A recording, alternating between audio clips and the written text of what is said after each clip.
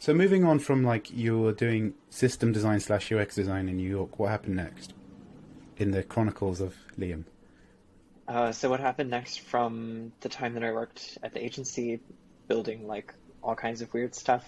Uh, I think like what was happening at the same time as that was that I was really involved in the GDE community at the time, Google Developer Experts.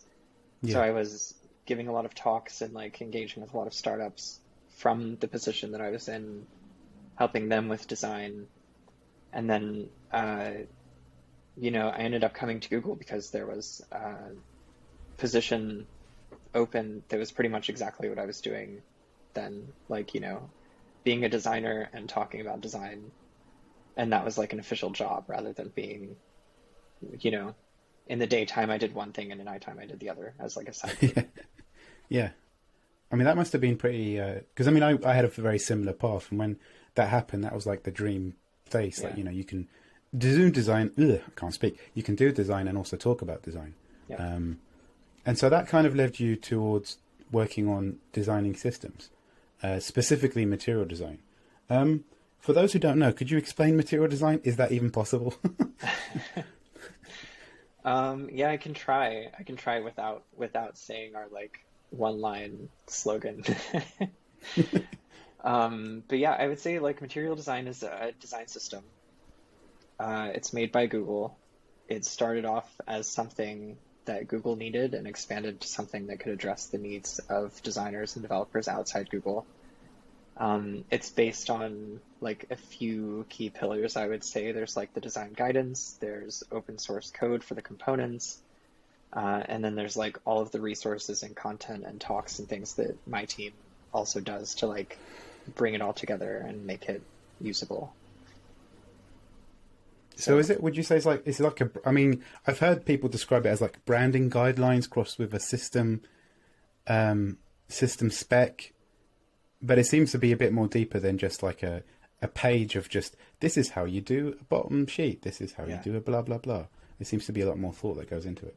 Yeah, I mean, I think something that's cool about Material, especially when it first launched, is that for a lot of folks in the Android community, the guidance was broad enough to serve as like an introduction to design, period. Yeah. So like, yeah, we have the components and we have guidelines about how to use the components. Like, here's how you use an app bar. Here's when you should use bottom nav, whatever. But then, to back up our point of view on those things, there's also like foundational knowledge that needs to come in. So we have guidance about layout grids and typography and all of this other stuff that kind of like underpins how you use the components to give people like a deeper understanding of design as a discipline in the practical terms that they need to make a product. Can you give an example of something that you learned that you didn't know when you first joined? As in the foundational stuff of design that you think is actually quite critical. I'm asking about three questions in one there.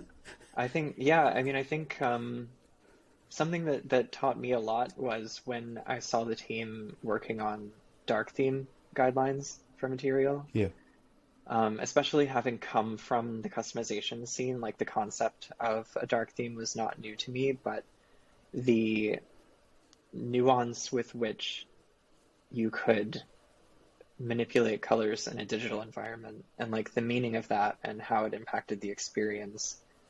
Like they went really deep on that and I learned a lot from that. I also learned a ton from our researchers, who have like 100 different versions of a text field and figure out like, here's how thick the outline should be and where the label should go and like all of these extremely nuanced things that are based on how people actually use it in these huge tests, which is something that I didn't have the resources for in previous positions, and I think a lot of people out there don't as well. Yeah. Yeah, and I always found like the scale in which research can be done and just like where you can learn and find things out is a pretty phenomenal space to be in.